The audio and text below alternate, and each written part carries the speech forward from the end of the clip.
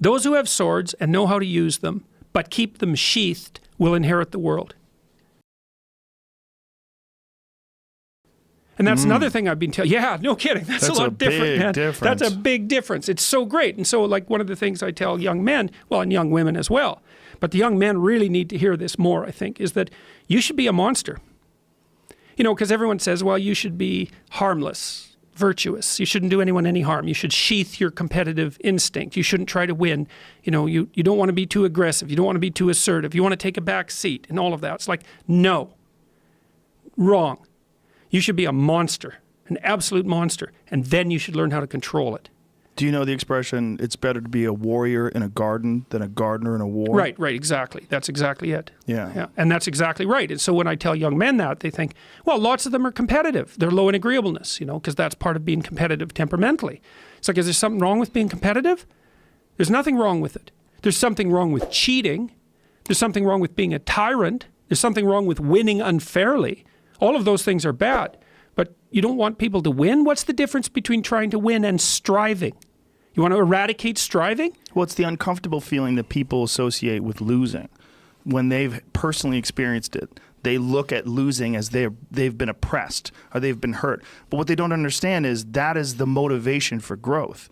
And one of the most beautiful things that I think a young person can get involved in is martial arts, because martial arts teach you that in a way that very few things do. They teach you it in especially jiu-jitsu, because jiu-jitsu is so complex and there's so many possibilities to it that it attracts a lot of really smart people.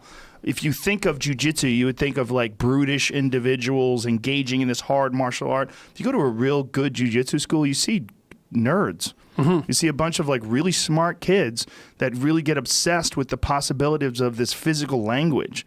This physical language also teaches you the consequences of not working hard, of not being prepared, of not understanding positions, of not doing due diligence and doing the work. And it's an amazing scaffolding for developing your life. Well, it also teaches you how to lose. Yes, you know, and that's very important. One definition of a winner is someone who never let losing stop them. Yes. You know, and the idea that a single loss in a competition is somehow a defeat is completely insane. First of all, well, let's say you're a hockey player and you're a good player and you lose the tournament. It's like, well, so what? You played the game. You're increasing your skills. It's like there's always next time. And one of the things that I've also been telling people, informing people about, is the idea that life isn't a game. It's a series of games. And the right ethic is to be the winner of the series of games. And part of that means you have to learn how to be a good loser, because you're not going to win every single game. Well, you also have to embrace those losses as learning experiences. And the people that have never lost are afraid of losing. They're afraid of learning. You're afraid of that feeling. That terrible feeling that you get from losing is so beneficial. It's aided me in so many ways. Like, it's one of the reasons, and also one of the reasons why I talk so openly about bombing on stage. And I do it with other comedians. I always want to tell people, yeah, I'm an established comedian. I've been a comedian for a long time. Let me tell you about like when I was 2 years in or 5 years in or 4 years ago. Like, let me tell you about some horrible moments on stage where it went wrong. Just so you understand, like, those things took me to another place. Because I realized I don't want to ever feel that feeling again. And so I ramped everything up. And then I went back to work and I went over my notebooks and I went over my recordings and I figured out what I was doing wrong and I tried to improve upon it. But if it wasn't for that horrible, sick feeling, that's the same feeling you get when you get tapped out in jiu-jitsu class. Same feeling you get when you lose a martial arts tournament or anything else. Losing is important. Well, you might also say, like, let's say that you can pick your level of competition in life to some degree. Okay, so let's say you pick a level of competition where you're always winning. It's like, well, all that means is you've picked the wrong level of competition. Yes. Because, you know, like, let's say you're a grandmaster chess player and all you do is play amateurs, and every night you go home and congratulate yourself on what a genius you are because you just stomp these people left, right, and center. It's like, you're not a genius. You're a dimwit. Right. What you should be doing is playing people who are beating you like, well, as much as you can tolerate. Right. So maybe that's 40% of the time. Maybe it's 60% of the time.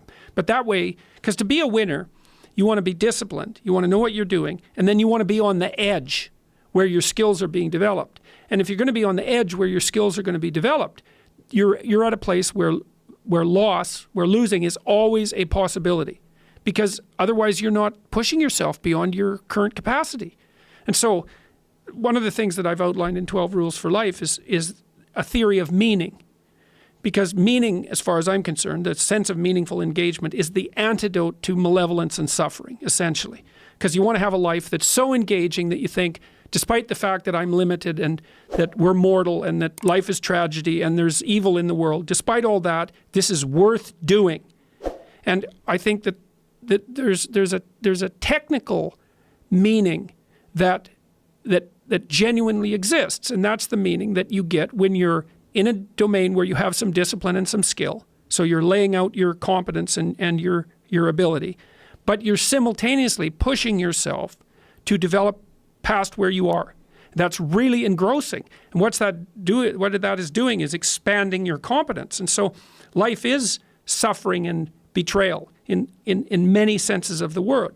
But you can adopt a way of traversing through life that is more powerful than the tragedy and the malevolence.